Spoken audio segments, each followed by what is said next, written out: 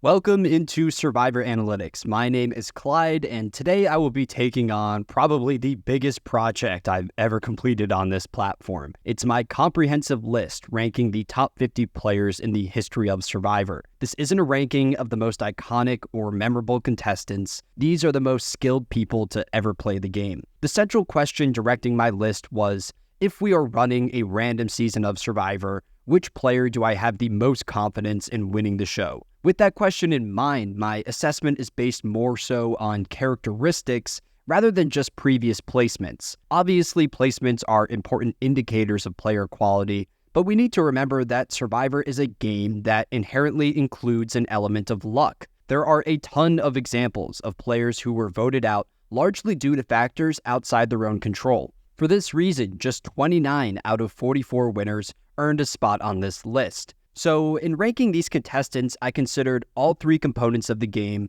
those being the strategic, social, and physical. With that in mind, I generally favor the social and strategic sides. I think it's more impressive for contestants to socially insulate themselves such that they do not need individual immunity to survive every round. So starting this list at the number 50 spot, we have the final juror of Survivor Palau, Ian Rosenberger. In my opinion, Ian is one of the most underrated contestants in the history of the franchise. Many people remember him solely for his performance in the final immunity challenge of Survivor Palau, where he drops out after 12 hours of standing on a beam in the water. Side note, it's kind of ridiculous to me that dropping out of the longest immunity challenge in Survivor history remains a consensus knock against Ian's resume. Postseason interviews actually revealed that Ian developed peripheral neuropathy in his feet from that challenge, which limited his ability to walk for the next 6 months. This was not a case where Ian simply quit the game. He fought for as long as he possibly could. In my mind, Ian falls into that challenge beast archetype as he is a central contributor to the Karor tribe, which is widely regarded as one of the most successful tribes in Survivor history. On Palau, Karor wins 7 immunity challenges, and they go 11 out of 14 when you include rewards. Later on in the post-merge, Ian wins 2 out of 7 individual immunities up against Tom Westman, who is widely regarded as one of the best challenge competitors of all time. I think you could throw Ian into any random season of Survivor, and he can typically win 3 or more post-merge immunities. Ian distinguishes himself from other challenge-centric players through his strategic reads on Palau. This factor lands Ian in the top 50 over other contestants who are undoubtedly better than him in that side of the game, like an Ozzy or a Terry Dietz. Strategically, Ian has proven that he can straight up dominate a season as he votes correctly in every tribal council that he attends. Granted, Ian attends just one pre-merge tribal council, so the sample size is relatively smaller, but beyond simply his voting record, Ian demonstrates an ability to coordinate votes that set himself up for the long run. At the final 6, Ian famously convinces Katie to flip, which sets up his side for the end of that season. He shares this plan with her right before Tribal Council, which is a tactic still utilized nearly 20 years later. Ian also understands the perceptions of the jury. He runs the post-merge of Palau alongside the eventual winner Tom Westman, but one factor that differentiates Ian from Tom was his willingness to flip. Ian knew that Tom would win the game in just about every final Tribal Council combination, so he intentionally placed the pieces on the board to knock out Tom at the final 4. We see this long-term strategic thought at the final 5 when Ian convinces Tom to knock out Karen, who was completely loyal to Tom. This move forced Tom to take out one of his pawns in the game, while Ian maintained Katie as a loyal ally and an easy beat in the end. Ian ultimately loses that season because Tom won immunity in every challenge from the final 5 onwards. If Tom loses immunity at final 3, Ian knocks him out and he likely destroys Katie in a jury vote. If Tom loses immunity at final 4, he goes home as well. In that case, Ian reaches the final 3 up against Jen and Katie, where I'm pretty confident that he wins the immunity challenge there. When analyzing these non-winners of Survivor, I'm constantly evaluating the intended path. Ian is a perfect example of a contestant that was en route to winning a season and lost due to the challenge side of the game. While you can definitely fault Ian for losing those immunities, it's still impressive that all the other pieces were in place.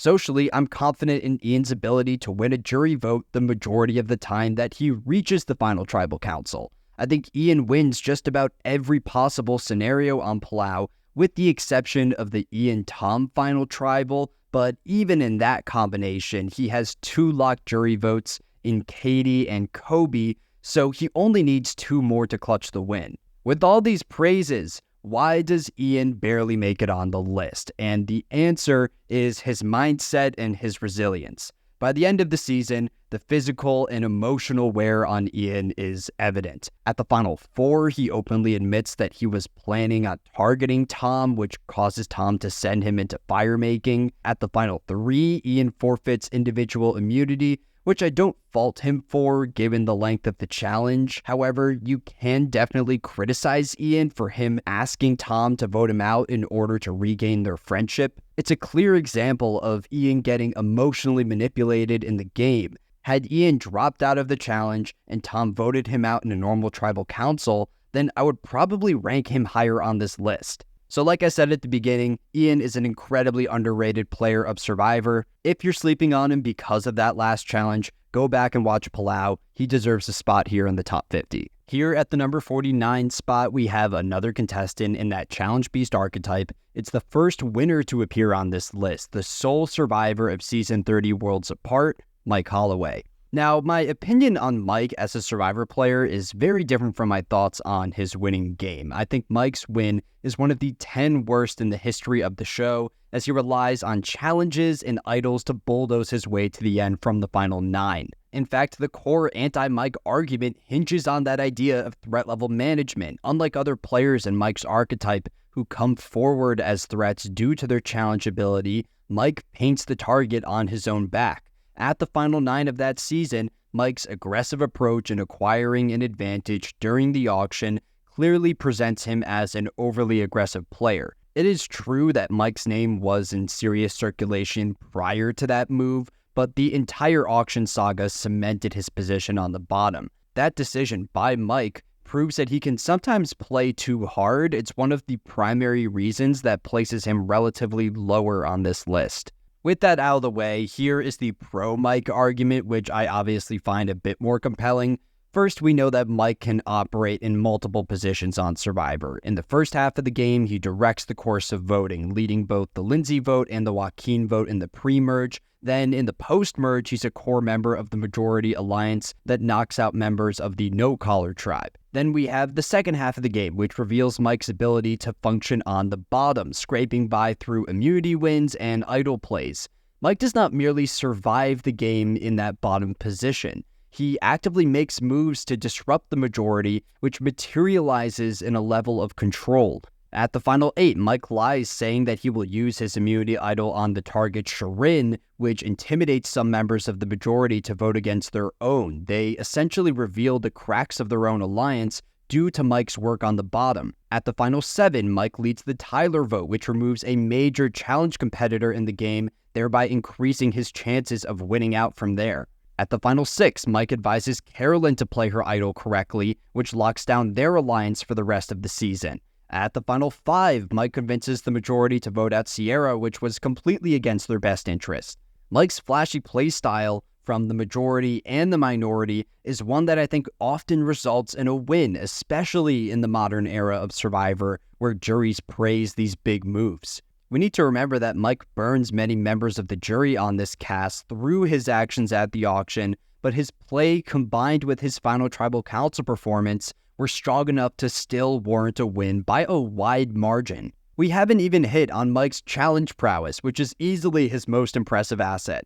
Mike wins 5 out of 9 individual immunities on Worlds Apart. He is one of just 6 contestants to win 5 immunities in a single season. He's the type of player that I believe reaches the merge almost every time that he competes due to this side of his game. I just think Mike is a more well-rounded player than people give him credit for because they primarily remember his challenge success. He lands here at number 49.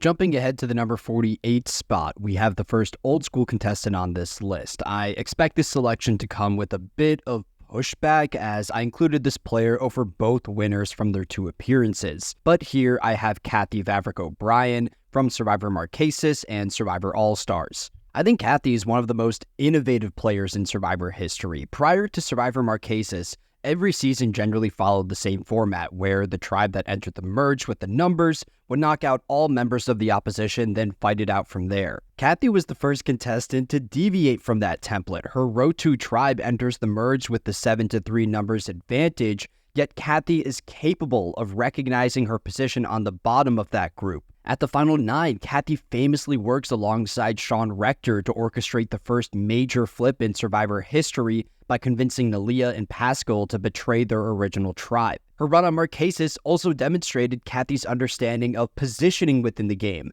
where she strategically places herself as the swing vote at the final 5 with Vecepia and Sean on one side and Nalia and Pascal on the other. When Kathy gains agency in the game, I'm confident in her making the correct strategic decision. In that final 5 tribal council, Kathy realizes that she has a better shot at beating either Nalia or Pascal in the final immunity challenge, so she sides with that duo. Kathy's adaptability is further evidenced by the final 4, where her original target of Vecepia wins individual immunity. At first, it looks like Kathy is the obvious boot, but she pulls Vecepia in order to force a rock draw. Kathy reaches the final 3 of Marquesas in a position where she wins the game by a landslide if she can earn a seat in the final tribal council. That win equity is another positive for Kathy, as I believe she is a player capable of winning a jury vote due to her dynamic playstyle. Now, you can definitely fault Kathy for her poor threat level management there, as neither Nalia nor Vecepia want to take her to the end. In fact, that duo worked together to ensure that Kathy does not reach that point. Kathy's run on Marquesas, while impressive, came with its own low points that hold her back on the list. Unfortunately, Kathy's archetype is one that will generally struggle in the early rounds of the game. She's positioned on the bottom of the original Row 2 tribe, such that if they attend a tribal council in the first 3 episodes, she more than likely gets voted out. But then we get to Survivor All-Stars, where once again, Kathy establishes herself as one of the best players from that era of the show. On the original Mogo Bogo tribe, Kathy is well positioned as she aligns with the women, as well as Lex from a pregame alliance. I really think that had Mogo Bogo entered the merge of that season with the numbers advantage, Kathy would have been in prime position to make a serious run. At the same time, I will admit that Kathy makes her worst strategic decision in her entire Survivor career on this season. In the last round of the pre-merge, Kathy pushes to keep Amber over Jerry, which later dooms her alliance as Amber and Rob flip against them in the post-merge. I struggle in determining how much to knock Kathy for this move, as it was based primarily on her relationship with Rob outside the game. This was a point in Survivor history where there was really no precedent for pre-game alliances. You could make the argument that this decision by Kathy reveals some excessive loyalty in her game, but I think her run on Marquesas largely contradicts that idea. In other words, when you put Kathy in front of a cast with no pre-game relationships, then she's willing to act more cutthroat. All in all, I genuinely considered putting Kathy higher on the list, but I struggled making that jump given the context surrounding her success. She dominated a very early era of the show, so while she was capable of playing a more dynamic game, I think that playstyle was generally easier when set up against a simpler strategic cast. I doubt that we will ever see Kathy return on Survivor, but if she could apply this approach to a modern season, she would move her way up the list. On to number 47, we have a one-time player, someone that competed on the show fairly recently, and someone that I would love to see return on Survivor 50. It's the final juror of Survivor Island of the Idols, Lauren Beck. Lauren is probably the best social player covered thus far on the list. On IOI, she forms connections across the board, which opens many strategic avenues outside her core alliance with players like Missy and Elizabeth. Lauren's social persuasion is really exemplified at the final 9, where she convinces 6 players to sit out of the immunity challenge in order to earn an idol. Granted, she plays the idol that same round in a spot where no votes are cast against her, but the social play is impressive nonetheless. That general likability also bolsters her chances of winning a jury vote. On IOI, I think Lauren beats most of her competitors in a jury vote, with the exception of Tommy, which could really go either way. I've discussed that final tribal council combination in the past, but if Lauren wins fire making against Dean, I think it's a 4-4 split between her and Tommy, where Jamal and Aaron would cast the winning votes of the season. Strategically, Lauren co-dominates the direction of votes for the entirety of that season alongside Tommy. She is a part of the consensus plan at nearly every tribal council that she attends. My real issue with Lauren's game is that I think Tommy completely outmaneuvers her. By the time Lauren reaches the late game, most of the remaining players, like Dan, Dean, Nora, and Janet, are all more loyal to Tommy than they are to Lauren. Not to mention, Lauren benefits from the Dan ejection at the final 6, and that Dan was another player that fell more into the Tommy camp than the Lauren one. I'll also criticize Lauren's suboptimal outlook on the final tribal council, as she was determined to reach the final 3 alongside Tommy, which was a significantly more difficult winning scenario for her. I question if Lauren has that killer instinct to flip on her allies at the opportune time. Tommy, by contrast, always planned on taking Lauren to the final 4 as a potential avenue to the end, but his ideal final 3 excluded Lauren. So I debated placing Lauren higher on the list due to her social game and her general win equity, but I don't think her strategic play was strong enough to warrant a higher spot. Had Lauren lost the season while coordinating some post-merge moves that advanced her game while damaging Tommy's, then she easily would have ranked a couple spots higher. On to number 46, we have one of the biggest characters in Survivor history. This is a player whose strategic game is oftentimes underrated due to their villainous reputation. It's Jonny Fairplay from Survivor Pearl Islands and Survivor Micronesia. My assessment of Fairplay as a Survivor contestant largely hinges on his first appearance. For those of you who don't know, Fairplay broke his jaw prior to the filming of Survivor Micronesia. Production denied him pain medication on the island, which essentially caused him to quit the game in the first episode. I don't fault Fairplay at all for that quit. It's essentially identical to a medical evacuation in my mind, meaning it's not really indicative of his player quality. So this means that Fairplay earned a spot in the top 50 with one legitimate run where he placed 3rd. Fairplay's strategic movement on that season is incredibly innovative as he builds upon the dynamic play style outlined by Rob Sesternino on season 6. He opens the season aligned with the core of Sandra, Rupert, and Krista. At the final 11, John fails to flip the game against Rupert, which infamously enrages Rupert after tribal council.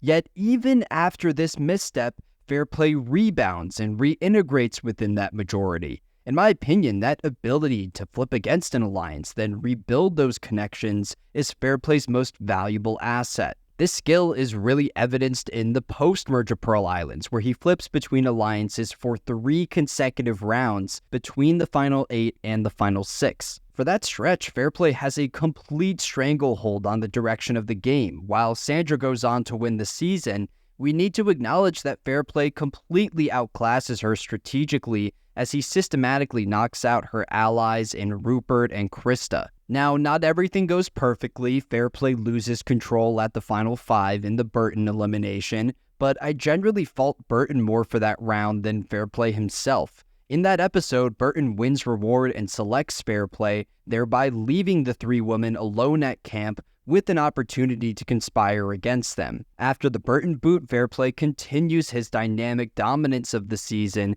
as he flips Lil on Dara. Fairplay's strategic flexibility is also shown through his alliance with Burton. Fairplay contributed to the Burton vote in the pre-merge, however they are able to come back together in the post-merge once Burton returns through the Outcast twist. Fairplay reaches the final 3 of Pearl Islands with a legitimate shot at winning the season. If he can win the final immunity challenge, he takes Lil to the end, where I think he earns enough jury votes to win, but it's close. I understand that the Pearl Islands jury claimed that Lil would win that season during the reunion, but that statement was made after Fairplay was highlighted as the biggest villain in Survivor history. He was hated by the audience, so the contestants were incentivized to favor Lil during the reunion. I'll also throw out that Fairplay winning the final challenge and taking Lil is not an outlandish expectation on his end. Both Lil and Sandra were poor challenge competitors, So I think Fairplay was pretty unlucky in that the final immunity naturally favored one of Lil's few physical strengths. While I'm very impressed by Fairplay's strategic reads, his resume comes with its own negatives, the biggest obviously being the social side of the game. Fairplay is a combative character that enters multiple arguments on Pearl Islands with players like Sandra and Rupert. That poor social play potentially costs him the win, as he's unable to convince Lil to take him to the final tribal due to their poor relationship. Even if Lil makes the correct strategic move in voting out Sandra at Final 3, it's not a guarantee that Fairplay defeats her in that final tribal council. Lil is widely considered one of the biggest goats in Survivor history. The jury disliked her return through the outcast twist, and they didn't get along with her on a personal level. Similar to another Survivor villain that we will cover later on this list, I know that Fairplay can intentionally navigate his way to the end, but I don't think he wins all the time that he reaches the final tribal. So balancing the strategic awareness with his piss-poor social play lands him here at number 46. Looking at number 45, we have a player that I actually perceive very similar to Ian Rosenberger due to the way that he exits the game, but anyways, here at 45, we have Rafe Judkins from Survivor Guatemala. Rafe is a difficult player to assess in that he holds an insane amount of agency in his one appearance, but I often disagree with his decisions enacted through that agency. In other words, Rafe's ability to connect with others and open strategic avenues is impressive, but he oftentimes makes decisions based out of emotion. The first half of his game is dominant as Rafe navigates into the majority alliance on his original Nakum tribe. He enters the merge with the 6-4 numbers advantage, where his alliance starts picking off those players on the bottom in Brandon and Bobby John. But then we get to the final 8, where Rafe starts voting according to personal feelings. In that round, you had Jamie, a member of Rafe's alliance who was largely disrespected by the rest of the cast, approach Rafe with the final 3 deal. This seemed like an optimal move for Rafe, and that Jamie was an easy beat in the end. But instead, Rafe worries that Jamie is growing overly paranoid, so he flips the vote onto him. Later on, at the final 5, Rafe targets Cindy, primarily due to her decision to not share the car reward. The most obvious example of Rafe's irrational playstyle was his decision to take Danny to the final 3. Danny was an original member of the Yasha tribe that was picked apart in the early merge. She had at least 3 out of 7 locked jury votes in Brandon, Bobby John, and Gary. Rafe had the opportunity to take out Danny at Final 4 and instead keep Lydia, who was a horrible challenge competitor. Knocking out Danny there would drastically increase Rafe's odds of reaching the Final 2 in his ideal scenario alongside Stephanie. Now, keeping Danny to Final 3 opens more pathways to the final tribal for Rafe in that both Stephanie and Danny were willing to take him to the end, but I don't see a lot of value in that Final 2 deal with Danny when he clearly loses that scenario. Last thing to throw out regarding Rafe's emotional voting tactics was him relieving Danny of their Final 2 deal. On one hand, you could argue that once Danny won final immunity, Rafe's season was already over. If Danny takes Rafe to the final tribal, she likely wins in a 6-1 vote, where Rafe only picks up the jury vote of Stephanie. On the other hand, I need to fault Rafe for essentially throwing in the towel. He rejects the opportunity to even present his case to the jury. That quote-unquote quit in the end is why I perceive Rafe and Ian in a similar way. Both were dominant strategic players that lost steam in the final round. Just like Ian, I worry that Rafe lacks a bit of that resilience to finish the job he started on a Survivor season. Another negative against Rafe is simply the lack of information. We have seen him dominate a season from the majority, but we don't know how Rafe responds when the numbers are not on his side. With all my criticism of Rafe's reasoning behind his maneuvers, I need to give him credit for his ability to both recognize his winning scenarios and orchestrate moves that undermine his allies en route to the end. Guatemala was the first season to integrate both new players and returning players. There was a strong anti-returning player sentiment amidst the jury, and Rafe utilized that perception to his advantage. He aligns with Stephanie LaGrossa, returning from Survivor Palau, and they intend on going to the final tribal council together. If Rafe sits in the end with Stephanie, he easily wins the season, potentially in a unanimous vote. This means that if either Rafe or Stephanie win that final immunity challenge, Rafe is the winner of Survivor Guatemala. We also need to acknowledge that Rafe gets very unlucky with the final immunity challenge itself in that it naturally favors Danny's height. All of this is to say that Rafe is closer to winning a season of Survivor than just about any other famous non-winner. I also want to recognize that Rafe did not simply bank on the jury's anti-returning player philosophy. He actively convinces Stephanie to make moves that damage her reputation. Stephanie herself admits that flipping on players like Jamie, Judd, and Cindy will burn those jury votes, but she follows Rafe anyway.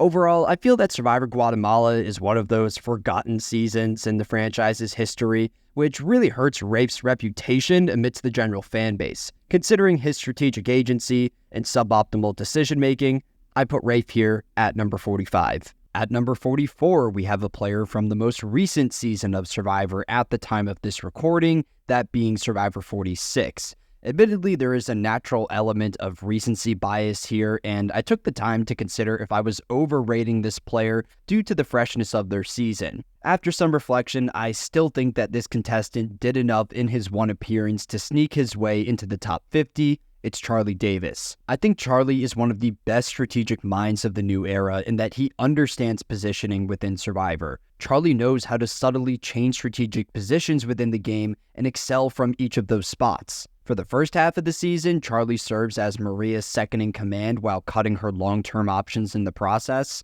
In the pre-merge, Maria originally wanted to work with Charlie and the women of the Siga tribe. Charlie convinces her to not only knock out those players, but use her extra vote in the process. Then in the early merge, Maria develops a close bond with Tevin, and the Charlie-Maria partnership lead the charge against Tevin at the final 10. These are clear examples of Charlie excelling from that deputy position. He deceives Maria into eliminating her secondary allies, while Charlie maintained his pawns like Ben. Charlie's strategic flexibility is showcased later in the merge, where he is willing to flip against his number one.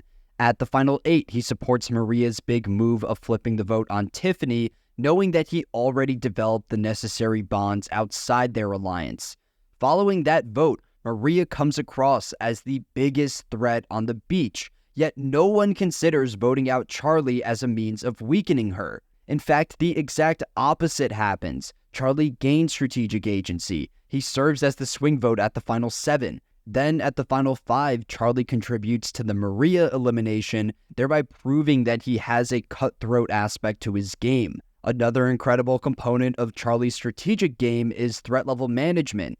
Oftentimes in modern Survivor, those players with strategic say become immediate targets. Charlie is the exception to this rule. He maintained agency for the entire season while remaining safe at every tribal council outside the final 6. Charlie's ability to push the vote off himself derives from both his social play and his use of shields. On Survivor 46, there were 2 major jury threats in Q and Maria. Charlie expertly sets up their demises at the final 6 and the final 5 respectively. Charlie's understanding of positioning combined with his threat level management give me a lot of confidence in his ability to make a deep run on any given season. Charlie is much more than just a strategic game bot. He is a solid social player. Just about every member of the 46 cast got along with Charlie. Those connections materialized in strategic options, which we see at the final 4 when Ben elects to take Charlie to the final tribal council. Keep in mind that Ben selects Charlie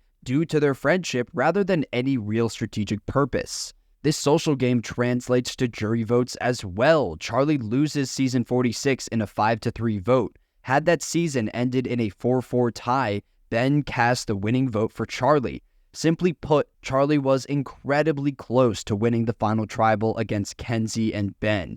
If you swap out Kenzie for Liz, who placed 4th on that season, Charlie undoubtedly wins that combination. Finally, on the physical side, Charlie wins 2 out of 8 individual immunities. He is strong enough in this arena to survive the pre-merge without appearing as a major challenge threat in the early post-merge. Charlie comes with his own set of flaws. First, I would describe Charlie as a good social player, but not a great one. He loses to Kenzie in the final tribal, primarily due to that side of the game. Second, I worry that Charlie's gameplay might come across as too subtle, to the point where a jury would believe that he coasted through the season. Charlie never makes a flashy strategic maneuver, which is sometimes required by modern juries. Overall, I think Charlie's single appearance is one of the 5 best losing finalist games in the franchise's history. Survivor 46 is still fresh, so I'll be interested to witness the development of Charlie's Survivor legacy as we move away from that season. At number 43, we have another new era player that I actually considered ranking below Charlie.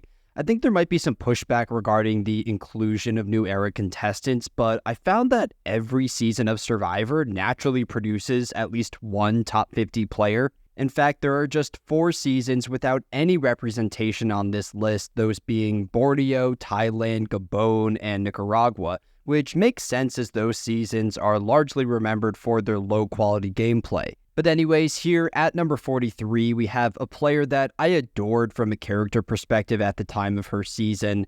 It's the winner of Survivor 42, Maryanne Oketch. To me, Maryanne's win represents her respective era of the show. It's a socially based playstyle that involves floating within the majority for at least the first half and waiting to make your big move at the very end. For Maryanne, this meant operating within the Taku 4 alliance with little agency through the final 7. I feel like Maryanne's positioning within the Takus is subject to criticism. She was on the bottom of that group, such that had Taku attended another pre-merged tribal council, she likely gets voted out. However, you could partially attribute that poor positioning to the Jackson medical evacuation, in that it removed a player that would fall ahead of Maryanne in the pecking order. But even in the early merge, Maryanne proves that she is a contestant that may struggle to navigate into the majority. She is the original target of the Mergatory Tribal Council until she is saved by the work of Omer. Now, on one hand, you can credit Maryanne for her bond with Omer that ultimately saves her, but it's still a bad look for her and that others targeted her at all. Maryanne was also a potential target in the Split Tribal Council until you had the entire idol situation with her and Drea. It's really not until the final 6 that Maryanne takes the reins of the season through the Omer elimination, whereby Maryanne sends him home with the use of an extra vote. That move alone is a major reason why Maryanne lands in the top 50. It proves that she's capable of coordinating a strategically complex maneuver, something that cannot be said about many of the old-school contestants ranked below her on the list. It shows that Maryanne was willing to flip the game against her closest allies as well. Many people remember Maryanne for her happy-go-lucky personality, but that hyper-optimistic outlook never blinds Maryanne from making the ideal strategic play at the opportune time. There is also an element of self-awareness with that move. Maryanne understood that the first half of her game was largely uneventful. She knew that a big play was necessary at some point in order to improve her reputation in the eyes of the jury. We also need to highlight Maryanne's social play, which is the most valuable weapon in her arsenal. Despite coming across as a bit of a weirdo early on, Maryanne deepens her connections over the course of the season. She puts multiple advocates on the jury like Omer, Drea, and Tori. Her social play is especially apparent at the final 5, where Mike plays his immunity idol for her as an act of loyalty. Then at the final 4, her personal connection with Romeo is a large reason why Romeo elects to take her to the final tribal. This social component of Maryanne makes her a jury threat on any given season. I think Maryanne is the type of player that can win a jury vote against competitors with superior strategic resumes due to those connections. My primary concern with Maryanne as a player is that I think she's high variance. Maryanne fails to initially gain favor with her competitors, and when you combine that with her general struggles in the physical side of the game, you get a contestant that's always at risk of going home in the early pre-merge. I would also criticize Maryanne's outlook on the endgame. In the final tribal council, Maryanne claims that her pathway to the end was guaranteed at the final 4, which simply wasn't true. Both Mike and Jonathan revealed postseason that they did not want to sit in the end with her. Mike claims that he wanted to put himself into fire-making against Maryanne, while Jonathan says that he would have considered throwing Maryanne into fire against Mike. So while I think Maryanne's winning game is a lower middle-tier victory within the larger history of the show, I think she demonstrates enough in that run to make the top 50. She lands here at number 43. On to number 42, we have our first multi-time contestant to earn a spot on the list. Every other player featured up until this point in the top 50 has competed in a maximum of 2 seasons, so this selection feels a bit like a longevity award. But here at 42, we have Andrea Boehlke from Survivor Redemption Island, Survivor Caramoan, and Survivor Game Changers. I think Andrea is one of the most consistent players in the history of Survivor, which is evidenced by her placements. Across her 3 seasons, Andrea reaches the merge every time with varying levels of success. Now, to be fair, we should acknowledge the fact that Andrea's highest placing season was 5th. There is a concern for me in that Andrea has a history of coming forward as a target in the mid-merge. It has occurred in literally all 3 of her appearances. Just about every player surrounding Andrea on this list has a higher peak. That consistency still holds a lot of value, but I think all 8 contestants below her on the list have an opportunity to jump past her with another solid appearance. When discussing Andrea as a player, I think it's important to acknowledge the element of growth over her Survivor career.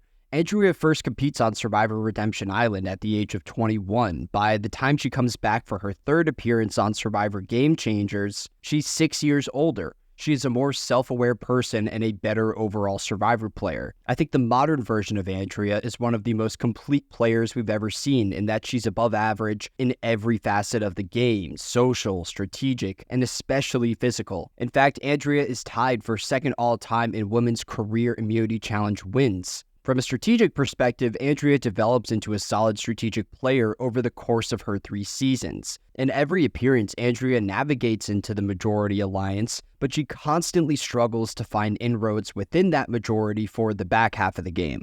In Redemption Island, she was admittedly a bit clueless as she operated on the bottom of the Ometepe tribe ruled by Rob Mariano. Even when Andrea returns to the game through the Redemption Island twist, she's unable to convince the other players to flip against Rob. While the read of targeting Rob is correct, she still failed in this attempt. The Survivor Caramoan version of Andrea is definitely a more polished player. Once again, she navigates into the season's dominant alliance of Stealth R Us. She leads the Michael vote at the final 12, which was some impressive work, but Cochran outplays her and she goes home at the final 7 with an idol in her pocket. Finally, we reach Survivor Game Changers, which many consider Andrea's best performance. I still prefer her Caramoan run, but I understand the argument for this season. She's initially on the outside looking in for the early merge until Sarah flips over to her side at the final 11. At the final 10, she makes her bold strategic move in eliminating Zeke, which peaks her threat level, causing her alliance to flip against her at the final 8. Overall, Andrea earns her spot on this list through her consistency. Prior to Survivor Game Changers, I would probably exclude Andrea entirely. I'm all in favor of a 4th Andrea appearance to see if she can get over that hump in the mid-merge. She lands here at number 42. At number 41, we have one of the more controversial selections on this list. Some people will argue that this contestant deserves a spot in the top 10, while others would claim that he should fall outside the top 50. I fall somewhere in the middle, so here at 41, we have the greatest villain in Survivor history, Russell Hantz. Where do you even start with Russell? He is undoubtedly one of the best strategic minds to ever compete on Survivor. If you put Russell up against a cast that's unaware of his reputation, he is capable of strategically dominating the season and bulldozing his way to the end. He's literally done it twice in back-to-back seasons on Survivor Samoa